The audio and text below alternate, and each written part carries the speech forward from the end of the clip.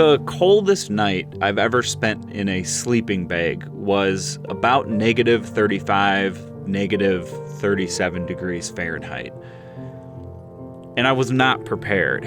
I had a 30-degree bag, but I brought lots of blankets. I remember covering myself up with several of those, as well as sticking a hot hands packet in my sleeping bag, as well as one in each of my hiking boots, which I all kept underneath the blankets while I slept. I spent that night in the back of my pickup bed beneath my truck topper, and I'll never forget waking up the next morning with frost literally everywhere, including my eyelashes, the hat that I was wearing, all over the blanket. The top blanket became basically a piece of frozen solid cardboard. And when I put my boots on, my feet were so cold that I had to run up and down the road for probably 5-10 minutes just to warm up my boots and get my feet somewhat warm. I've been out in cold temperatures like that a number of times in the past, but never spent the night sleeping in those temperatures until then.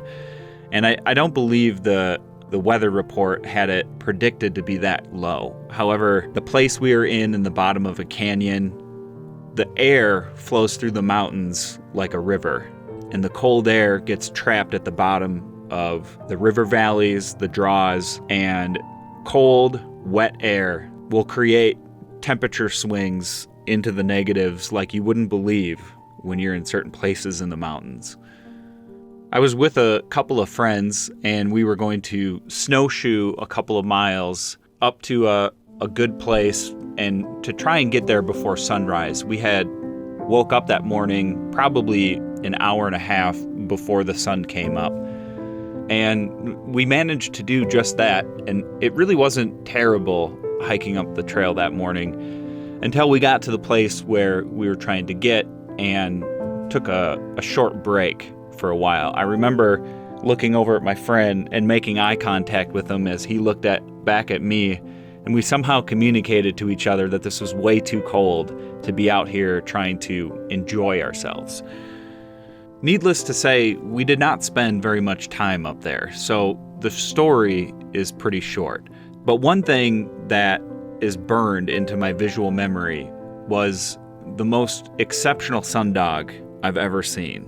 Minutes before we left, right after the sun started to peek over the horizon, I remember seeing the sundog and thinking to myself that it's got to be the most vivid, intense, and most magnificent one that I've ever seen. And going to school and living in North Dakota for the better half of a decade, I've seen a lot of them. North Dakota has sundogs on a regular basis throughout the winter. The air can just get so frigid cold, and there's also a lot of moisture. And when the conditions are just right, sometimes you can see them all day long, not just at sunrise or sunset, but throughout the day, straight up in the air. But this one in particular, it was just on a totally different level.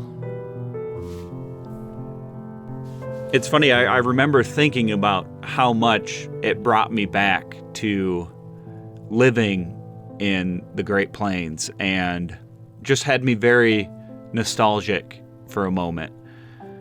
And I knew that at one point in time, I had to find a way to incorporate a scene like this into my work. But for the longest time, I wasn't sure what I wanted to accomplish with that if I was going to attempt it.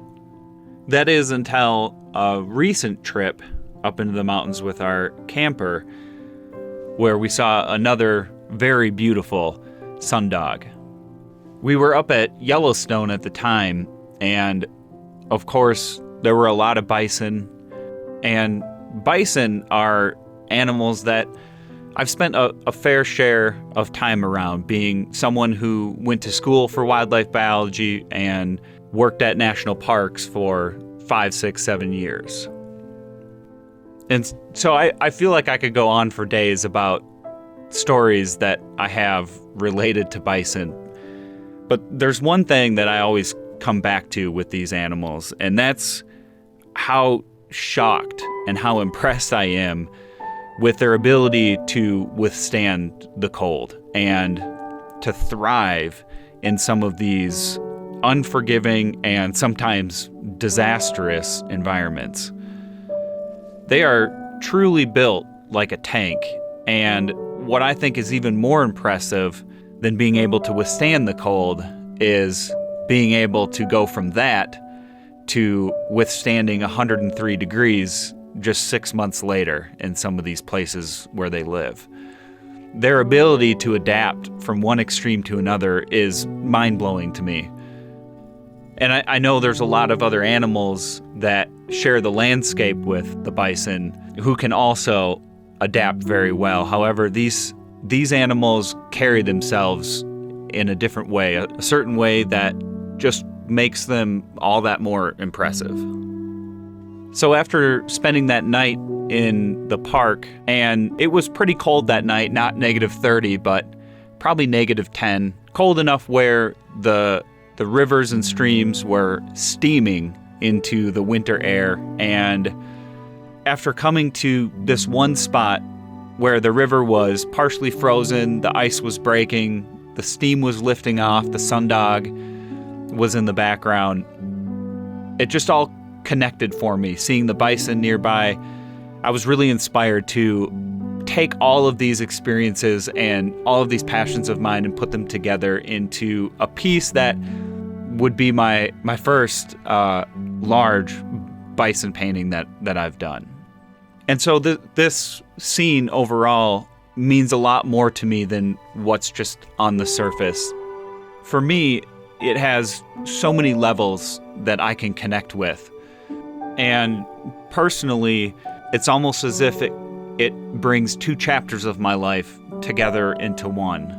The mountains and the Great Plains, where I once lived and where I live now. And what's special to me is the similarities and aspects that each of these regions share together. In a sense, it captures everything that I've personally held close and near to my heart for the better half of my adult life. This painting, which is the third painting in my series this year, gives me a lot of inspiration, and I hope that it can do the same for you and others as well. Life can be so tough in the northern Great Plains, as well as places like Yellowstone, but at the same time offer such beauty. I want this painting to capture just that and exhibit the relationship between the two and the animals that roam the land. Thank you for watching, and enjoy the rest of the painting.